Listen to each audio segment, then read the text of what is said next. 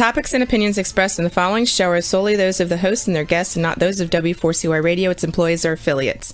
We make no recommendations or endorsements for radio show programs, services, or products mentioned on air or on our web. No liability, explicit or implied, shall be extended to W4CY Radio or its employees or affiliates. Any questions or comments should be directed to those show hosts. Thank you for choosing W4CY Radio.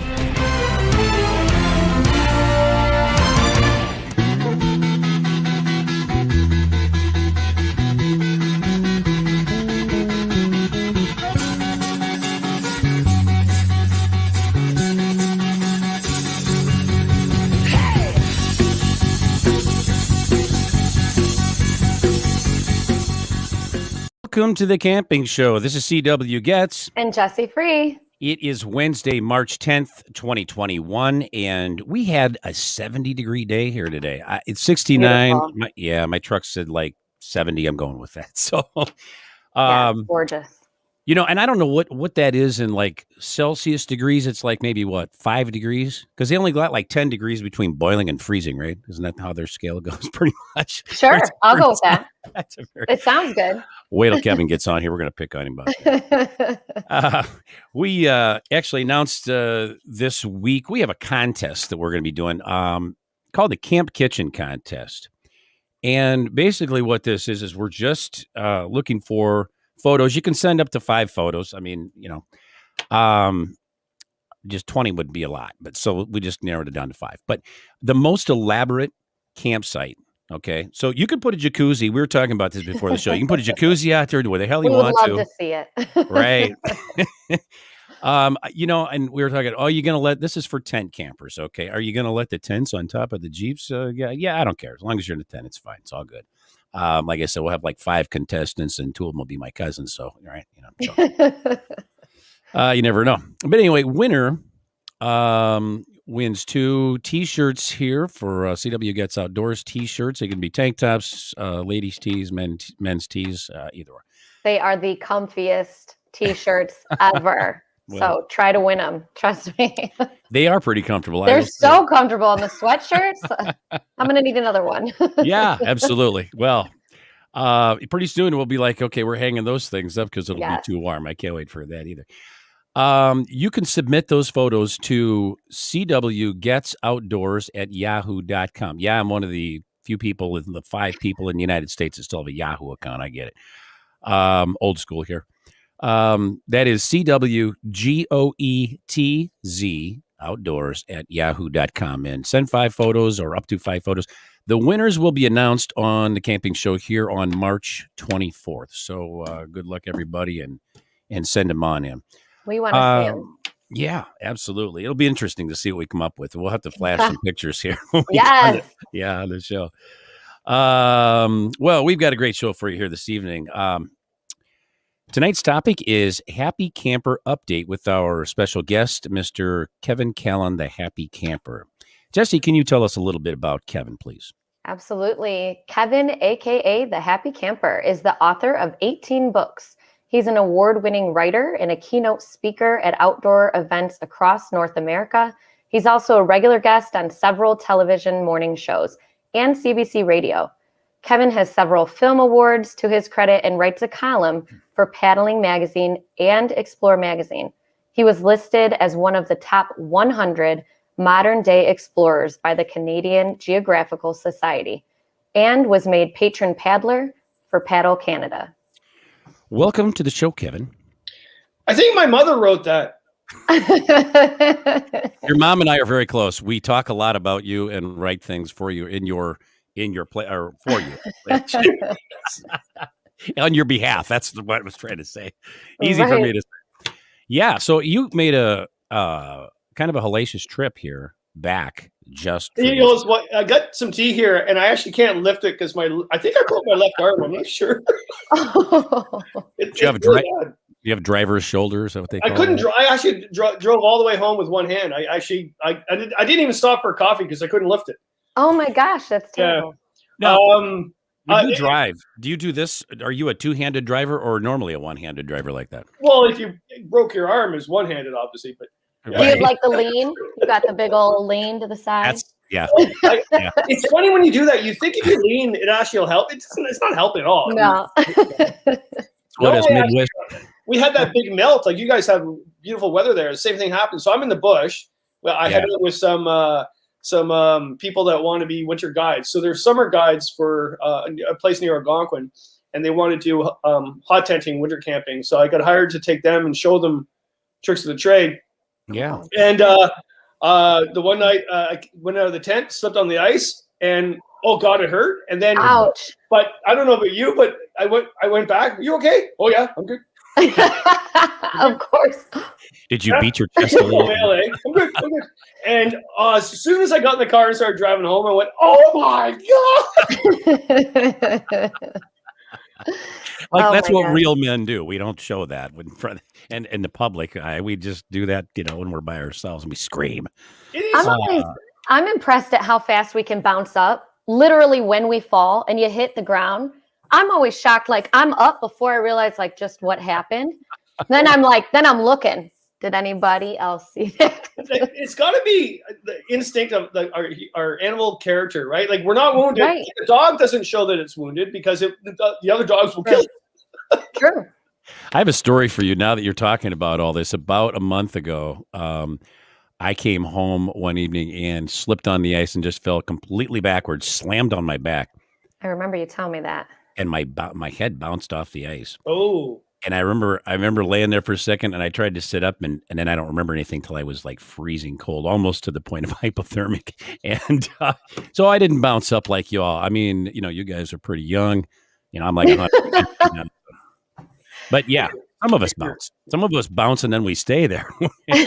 Right. I did that last year in front of a bunch of young students, and I tripped over a guy wire of a tent, and I bounced back up. I'm fine. I broke 2 ribs. Oh wow. My gosh. I didn't tell them until I got out. I was like, no, I'm good. Hey, Donna Morello from Florida just popped on and said hi. How you doing, Donna? Hey, Donna. Donna's my awesome cousin. She is a newly discovered cousin here a couple of years ago. So yeah. Oh, cool. Yeah, she is absolutely the coolest in the world. And thanks for tuning in. Appreciate that. Yeah. Your hot tenting, it was exciting. You taught this or spoke at it. No, it was actually an honor. They said, can you come in and teach these young guys or young people? Actually, it was more women than men, which was fantastic. Yeah. And they had already guided people in the summer on hiking trips and also canoe trips. And some had cold camped with clients as well. But my job was to show them hot tenting, to actually go into a canvas tent with a wood stove. Mm-hmm. And none of them had even experienced it. And they're like, no, like, you really want to guide people and you're going to take them out in the cold? Like, why would you do that? Who would pay for that? Nobody would pay for that. I mean, it's great that you do that, but I can't see people paying for it. So I set up some hot tents. Tim Foley from Canadian Outdoor Equipment, my tripping buddy, he went as well. And we had like 7 different hot tents set up with 7 different stoves. And because of COVID, they all slept in their own tent as well. Sure. That worked out well. And I really loved it because it was showing them. I just assumed because they had guided for quite a while that they knew a lot of that stuff. And the first thing I did is I got a bunch of stick stoves. I'm not sure if you know about stick stoves, right? So none of them had ever seen any stick stoves. So I had like 8 different stick stoves, and then they had to rush to the stick stove, get a boil going. So I would find out if they knew how to light a fire. I mean, most of them would know already, but I have to find out what their skill set is, right? Sure. And then they have to boil a spaghetti noodle, and the first one that ties the spaghetti noodle in a knot because it's soft wins the prize. Oh wow, that's cool. I like that. It's chaotic. It's like, I'll kill you. So I did that, and then we got the tent set up, we got the stove set up, and because we got a lot of corn snow here, basically it's March and everything's melting. It was a long haul in. Like it was tough. And it was really warm. And I said, and I was really, when we arrived, I went, oh man, it's way too warm. They're like, it's a beautiful day, Kevin. I went, no, not for winter camping. You will find out. Mm-hmm. And they were sweating the first, 10 minutes. The guy who was wearing a t-shirt going across the ice, right? So, yeah. Speaking of temperatures, I was wondering, how warm do you get a tent when you're hot tenting? I mean, what's the temp in there that's comfortable for you? It's a sauna. It's like 80 degrees Fahrenheit. Yeah. Yeah. Oh, wow. Yeah. In fact, it was too hot our last night because of the temperatures, because it was only -3 Celsius. I'm not sure what that is for you, but it was warm. So I slept cold. I didn't put any more wood on the fire. So yeah. Wow. Speaking of temperatures, we had 70 today here. I was giving you a hard time before you were on the air. Because I like to do that when you're before not. You knew about it, he was giving you a hard time when you weren't around to defend yourself. It's the Cliff thing. Cliff can't hear us. Okay, let's talk about it. Right? I remember that. But 70 degrees here in Fahrenheit is like what, 2 degrees in Celsius? Because you got like 10 degrees between boiling and freezing, right? Yeah, there's a difference. What we do with Celsius is we add 32 degrees to it until you get to -40. After -40, it's the same. Okay. Yeah. I didn't know that happened. Yeah, there's a lot of math going on there. Not for me. It's I don't enough to know both. Like I grew up with your measurements, like inches, feet, whatever, and Fahrenheit. And then I remember I think it was grade 8. We were told to do Celsius and meters and stuff. And now it's not an issue. In fact, I like knowing both. It's almost like knowing French and English, right? So yeah, that's good to know. Yeah, and I don't know, Jesse, you might know this more. I better not would. Maybe Kevin too, but how many countries still use Fahrenheit? I mean, are we the only one in the state? You are the only ones, I'm pretty sure. I wondered about that, yeah. I think that everybody else is like meters and Celsius. And yeah, I think it was Prime Minister Trudeau at the time. He was the one that told us to switch. And everybody hated it. They were rebelling. Sure. But I got to say, it's a lot easier when you're doing math in your house and doing calculations of how much carpet to put down. Yeah, it's easier. Absolutely. Yeah, I've heard that. So, Kevin, you posted on Instagram something about camp snobs and social media. I saw it there. I didn't get a chance to read it, but I got to know, what is that all about? Have you ever gotten in one of those moods where I wrote that piece in 20 minutes and I was drinking tea at the time, not whiskey. And I just got pissed off one night. And the article wasn't a rant. I've done rants for sure, but it wasn't a rant. It was like, I looked at social media and the amount of people now that are judging people going out in the bush or even car camping about the gear that they take with them. And they judge how good they are by the gear they have. It's like, really? And I said, enough's enough. Stop making fun of these people that don't have the gear that you think they should have. Right. And I said, I'm off social media for a while. I'm walking away. Thank God I was in the bush for a few days. In fact, I lied. I could have been online, but for the 4 days, I said, oh, no, I got no service. I have no service, which I did. But, I may have done that a time or two. Away from it. Like, I love social media. I'm not knocking it at all. I love it. But we call it trolls. I call them narcissists. Like, basically, it's their idea. And when I deal with a lot of youth at risk and people with issues and stuff like that. That's who I teach. Right. Not the last few days. They were just normal people. I'm not sure. But narcissism we can't fix. Once you get someone that's narcissist, they just don't listen at all, and they only listen to themselves, and you can't fix it. Yeah, that's hard to get through.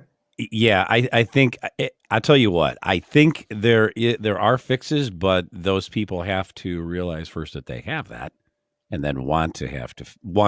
And that's the tricky part. It's a rarity. How do you convince somebody who is that they are that way? And that's I found that when beat them over the head. Right. Yeah. Violent force. It's the only way. We're not recommending that. Just FYI. But. The big thing about that article was, yes, some gear is better than others, but as long as they go out, and I don't care what vessel you have. I mean, I'll say that kayakers are canoeists that never got along with their canoe partner. That's funny.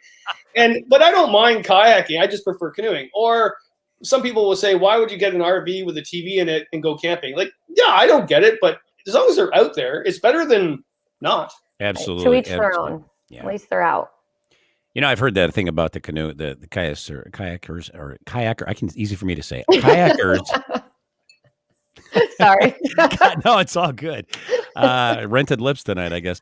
But kayakers are canoeists that couldn't get along with their paddling partner. Yeah, that is I've funny. never heard that. That's hilarious. No. Yeah. Well, it's hard to canoe with another person because you have to communicate. And it's true. You'll laugh at this, but it's true. Men have a problem communicating on trip. I find that women communicate better on trip than men. Surprise. Yeah.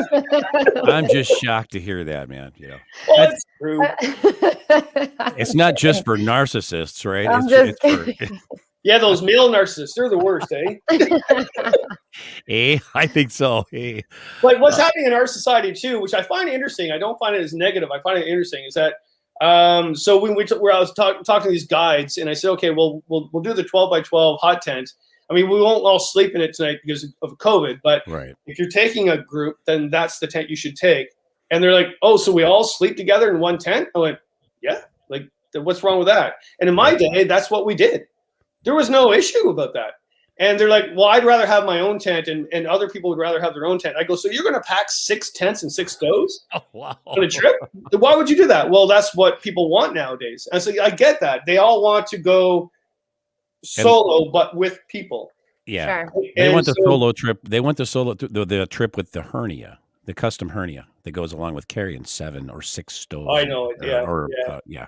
I mean, no way. How do they really want their own tent? Well, especially with the haul out today, because the cornerstone got really bad and it got all sticky, and they're just sweating up a storm. And they're like, "Good God, Kevin!" I went, "Yeah, okay." Like, but this is not typical hot tenting weather. It should be at least minus 20 Celsius. Right? You know, I mean, and I don't mean this to be offensive, but Kevin, I think knowing you and what we heard before the show, you might be in these hot tents, mate. We catch you in your boxer shorts, maybe in one of these 83. Stop it! I'm not supposed to tell that story. Well, I didn't tell that story, but I just sort of alluded to the. Yeah, it's terrible. It's like maybe we could talk about hot tent attire. Hey, there you go. On the next episode of the Camping Show, Kevin Callan talks to us about acceptable and unacceptable. we always said that too years ago. We call it the camp thing.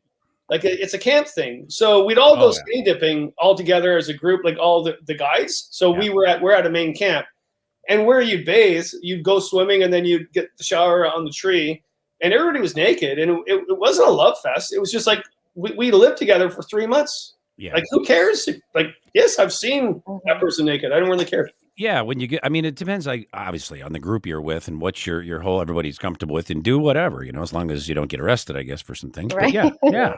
I mean, except the time though, I was guiding a European group, and we were windbound, and I made a sauna, and because we had nothing else to do, I go, look, I'll make you guys a sauna. This would be great. So I made a sauna on the beach, and then we all go inside, and they were all like, I shouldn't characterize, but they're all European, so I just assumed they'd be walking in naked. So I was the first to go in the sauna. I took quite an off. assumption. Yeah, I don't know what the assumption, but I took everything off, and then they walked in with their bathing suits on. That's hilarious. Now that was a Kodak moment. It had to be that was awkward. I would have thought the same as you, though. Like I thought that they're pretty comfortable going into the sauna naked. Yeah. Maybe they were going for your customs, or trying to. Yeah, you never assume anything. Yeah, because like, how did that work out? I mean, did you go, okay, excuse me, I'll be right back, and then go get some clothes on, or what? I did the cool thing, like, yeah, okay, whatever, man, yeah, we're good. Yeah. And didn't look at all. And Mr. Richards popped in. Freak of nature. I love that. That's great. I am.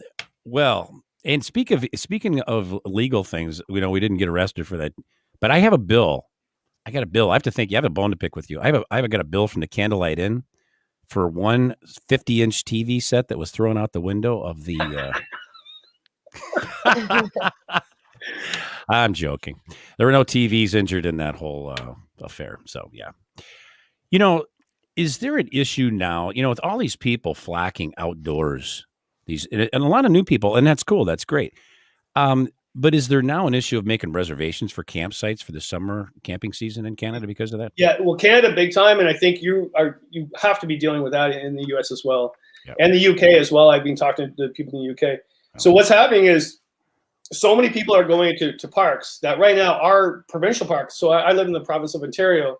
the reservation system crashed because it couldn't handle the amount of people, and it quadrupled from last year. So last year at this time, 30,000 people had reserved a campsite. At this time this year, almost 70,000. Wow. Holy cow. In 1 week, right? So the Ontario Parks shut it down and saying we're full. And then everybody's like, well, no, I want my favorite campsite that I had last year. Yeah. This is wrong. And here's what's really interesting what's going on. So I did a whole bunch of interviews on the media about it. I said, yeah, there's people scamming the system and people not. And I think it's great that all these people are going off in the woods, because I spent my entire career trying to get people out in the woods, and now COVID made it happen. Right. So I'm not going to knock it, but there's also some ethical things that are going on. So what people have figured out in Ontario, actually all provinces of Canada and all provincial parks, you can actually book a campsite for 23 days, up to 23 days. Oh, wow. And so what they've done is they booked it for 23 days, and they only are there for the long weekend. And then they pay the penalty for that cancellation, but they hold that site for 23 days. So last year, when I was going off some parks, and the park would say we're full, and yet there's all these empty sites, and that's why there's empty sites. And that's just, it's like getting a concert ticket, right? There's ways to get the good seat. Yeah. Right. Yeah. That really stinks. That does. Lance Clapman says camping in the UK is always heavy booking. Very few no booking sites. Wild camping is also technically illegal unless you are in Scotland. That's interesting. Yeah, so in Scotland, it's a free reign, and it wasn't always, but they changed it. So you can go anywhere in Scotland, even on private land, as long as you practice low impact camping. Oh wow! And that's fantastic. In Wales and in England, it's not the case. In fact, there's some rivers where you have to indirectly ask permission from anglers to canoe down the river because they have more control, because they're spending a lot of money fishing the river. Yeah. So there's a lot of conflict there, but it's also because there's less land mass, there's more people. But that might be happening in the US and Canada soon too, because what's happening is I'm trying to find a place where I'm not going to see anybody this summer. Mm-hmm. So I don't want to see anybody when I'm going off camping, right? I mean, if I do see someone, I want to see someone that I like, not some Yahoo that doesn't have ethics, right? Right. But what's happening is all these people are saying, we have a thing in Canada called Crown Land. And in Canada, you can camp anywhere off a provincial park that's Crown Land, meaning it's owned by the government or us. And 83% of the land mass is Crown Land. So you can camp for 21 days, and then you have to move on because of squatters' rights. And I know some spots, but no bloody way I'm going to tell anybody those spots. Right? Yeah, I don't blame you. Not anymore, at least. So, Kevin, last time you were here, we ran short on time. Right as about you were going to tell us something about the Scottish whiskey tour. So I made a note to bring that up tonight to have you share the story about the Scottish whiskey tour. God. Don't hurt yourself. Can you believe this? It's an amazing story. I got invited to go to Scotland. I do go to Scotland every couple of years, in Wales and England for their open canoe symposium. But after the fact, I said, I want to go on a canoe trip there. So friends of mine, Ray Goodwin, Paul Curley, and Justine from Cackle TV, filmmakers, they're all famous canoeists there. And they're like, well, we're going to go down the Spey River. And I went, great, I'll get a story going. So I contacted a magazine, and they said, yeah, sure, no problem, we'll pay for that. I went, even better. Well, I got paid to go down the Spey River in Scotland and every day stop at a whiskey distillery and taste their whiskey.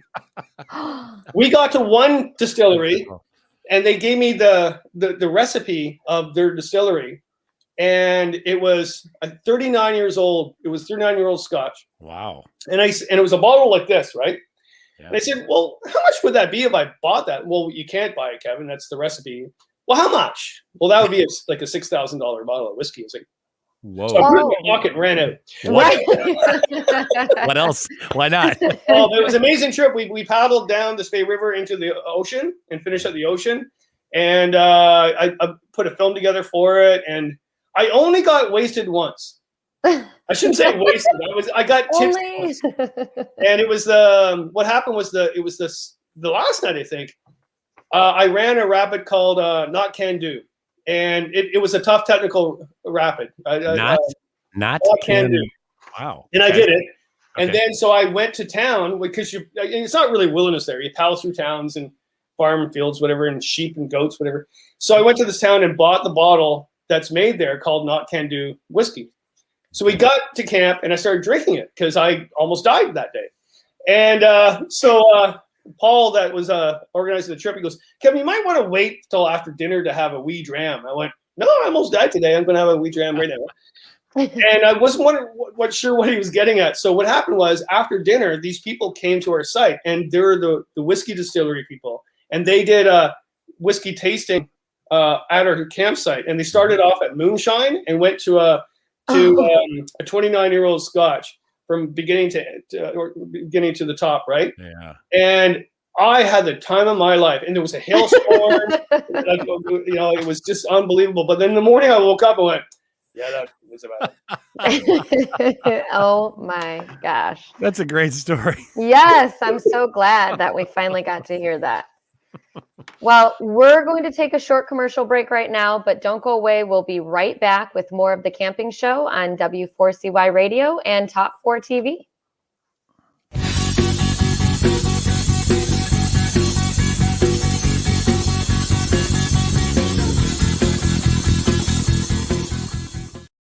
Canoecopia, the world's largest paddle sport expo, is March 12th through the 14th. Of course, Canoecopia is virtual this year. We have 80 presentations and more than 70 exhibitors. Gear, too. Boats, racks, paddles, PFTs, and more. Tickets are $15 for all 3 days of paddle sport bliss. Plus, the content will be available for 60 days afterwards, so if you miss something, well, you can come back later at your convenience.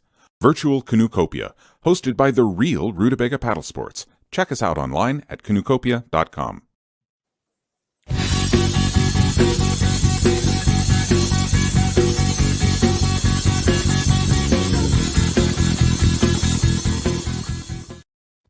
Well, we are back with our guest, Kevin Callan, here on the Camping Show.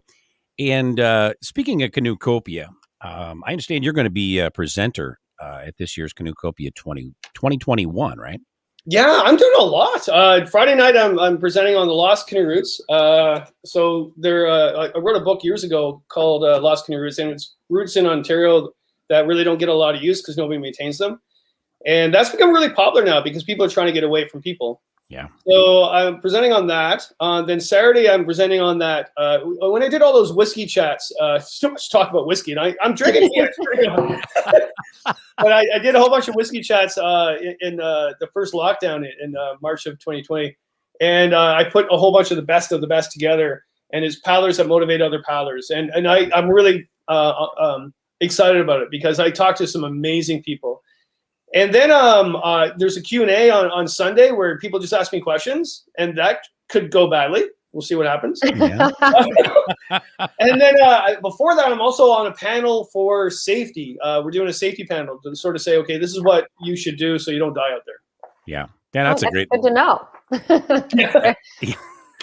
Always a good topic. Remember, Jess, you got a kick out of Cliff's response out of one of those questions that we asked him on, was it when Wicked Weather What episode? was it?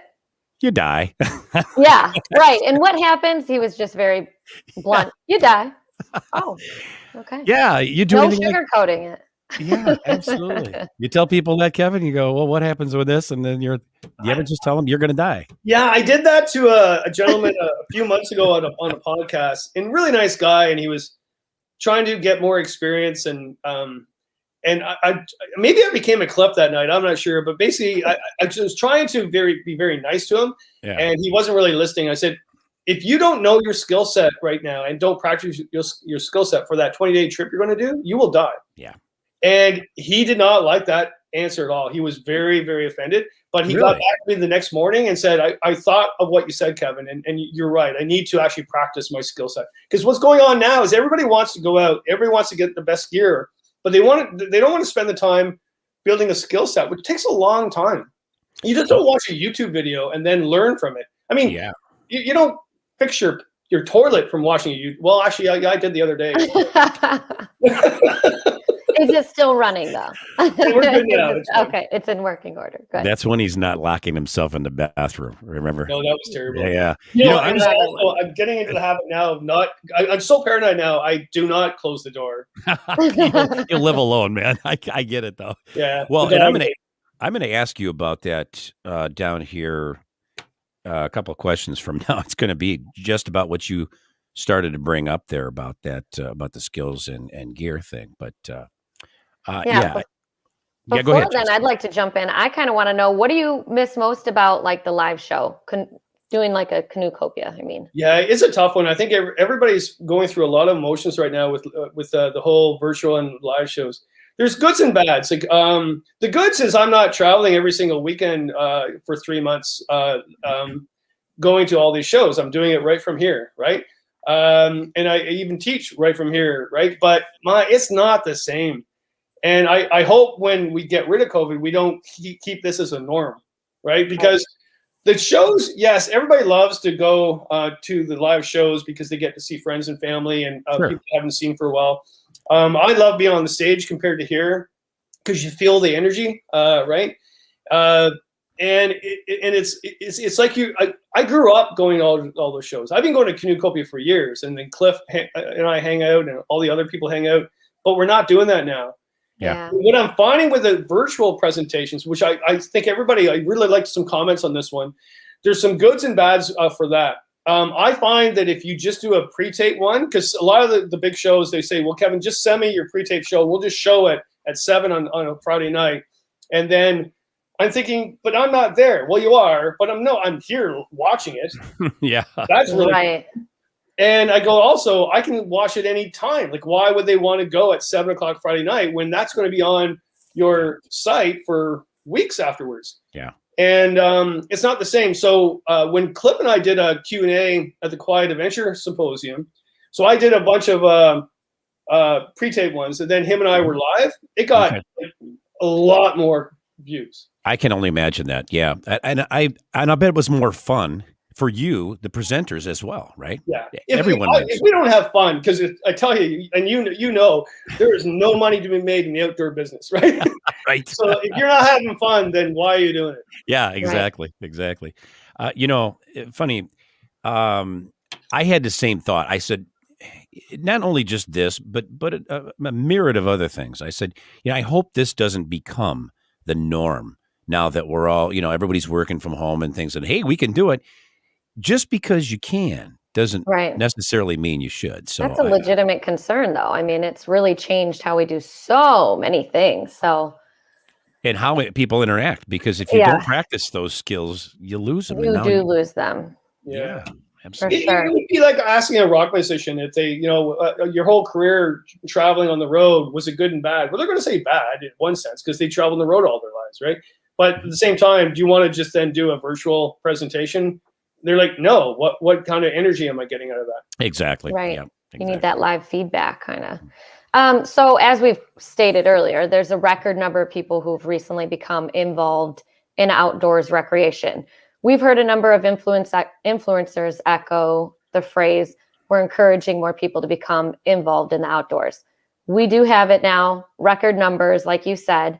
Do you feel that there's with this exponential sudden increase in outdoor enthusiasts may present some potential issues, like regards to ethics, safety, overall etiquette that had already been established in the outdoor community?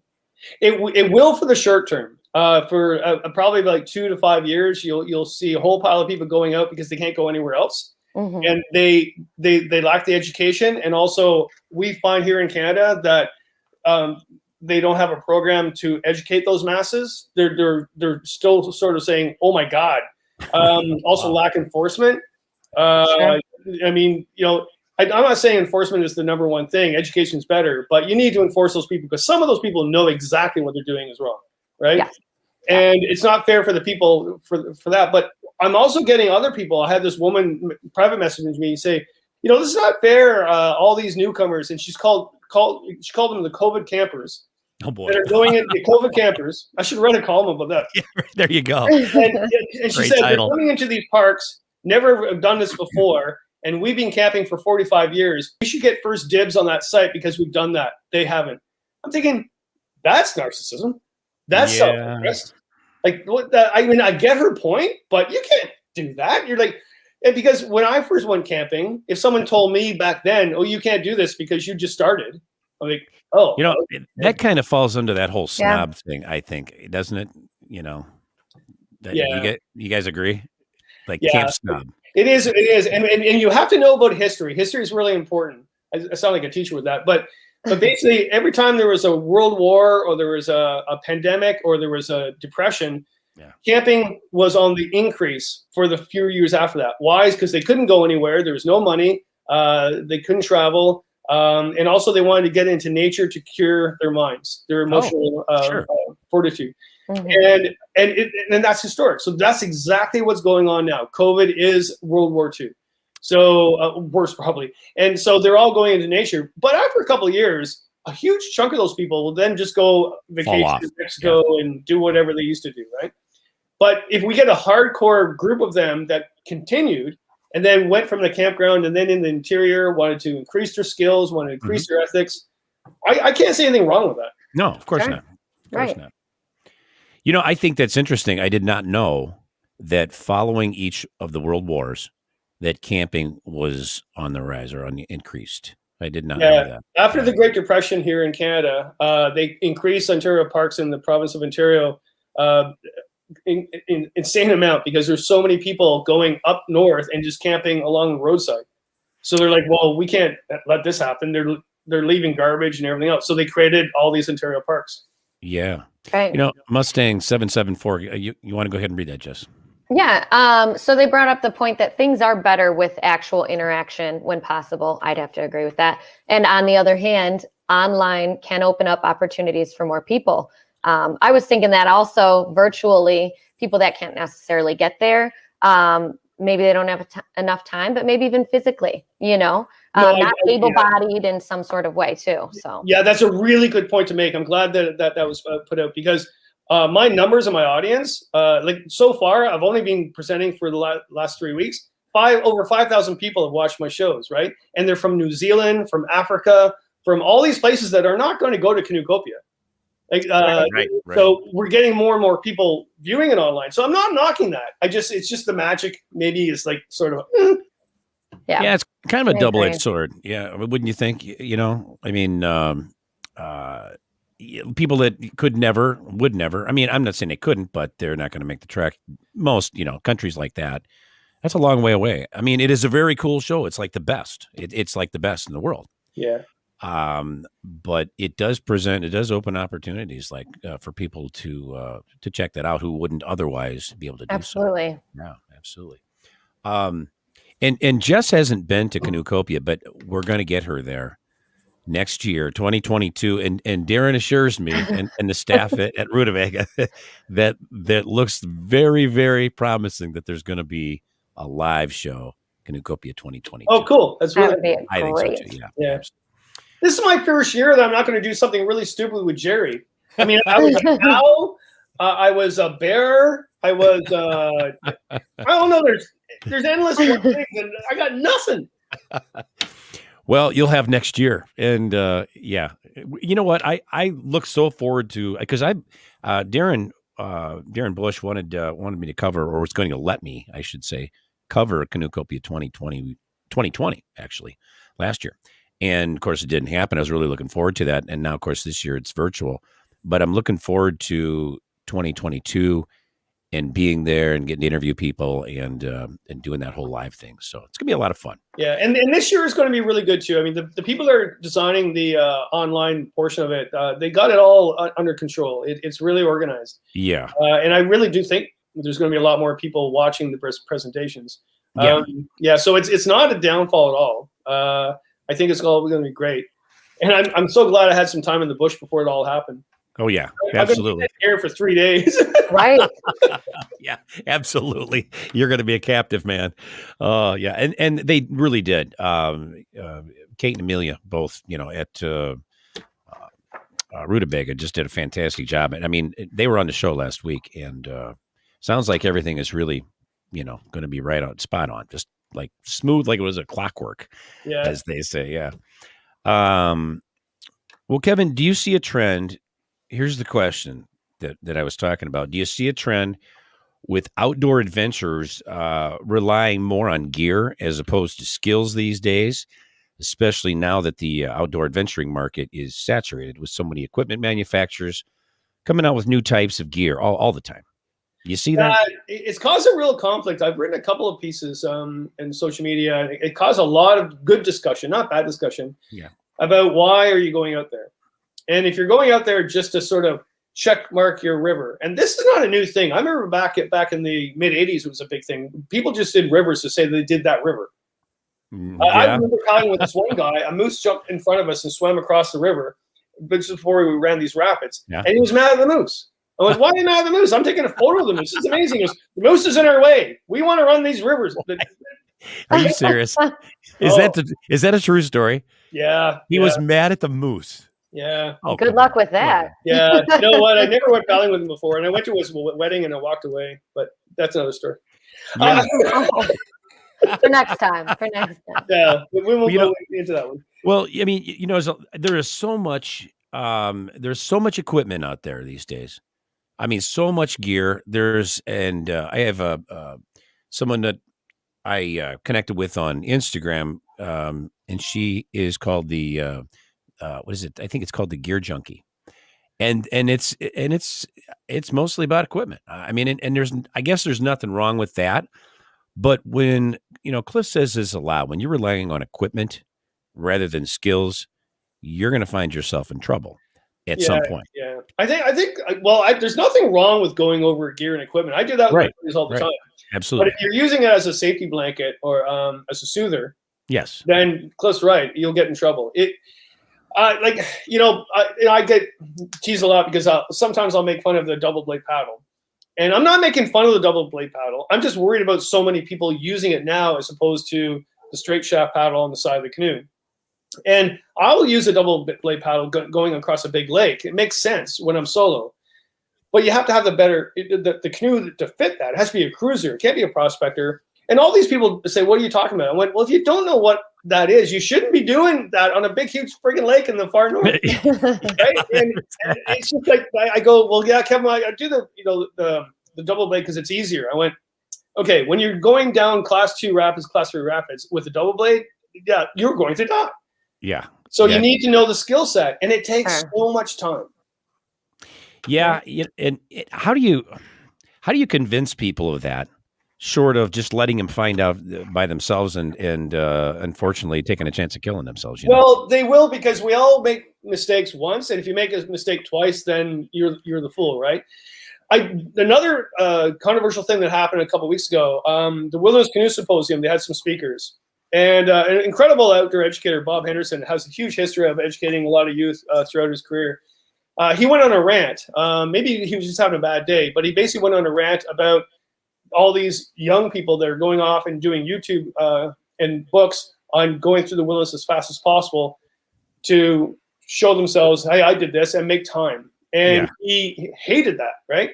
And he has some amazing good points. The problem is that he wasn't looking at the other side. I don't know if he remembers when he was young, but people, change. Sure they do. Sure they do. Yeah. So, you saw a picture of me last week. 2 weeks ago. Was it last week? You saw a picture of me and asked me, "But you've changed, right?" When on the Harley. Yeah, on the Harley. Jess, have you seen it? Oh my Lord. A Harley picture? No, I've seen a band picture of him. He's changed. His hair has changed. Oh, where's the Harley? You got the Harley shot? I don't know about the Harley one. The attitude's still the same. I'm telling you right now, if that guy pulled up beside me at the campground, I'd be leaving. I remember you saying that. Really? I don't know if Roxy still got that picture or not, but I didn't mean to interrupt you. I apologize for that. But the change part, people do change. You're right. Exactly. They do. And you be you. Like if the one person wants to go off in the woods and do a lost canoe route and wants to do it as fast as possible, I personally don't agree with that. Yeah. But I'm not going to say that person's wrong. No, I mean, it's his own. This is what I'm here for, and that's fine. That's a very personal thing. Sure, right. Absolutely.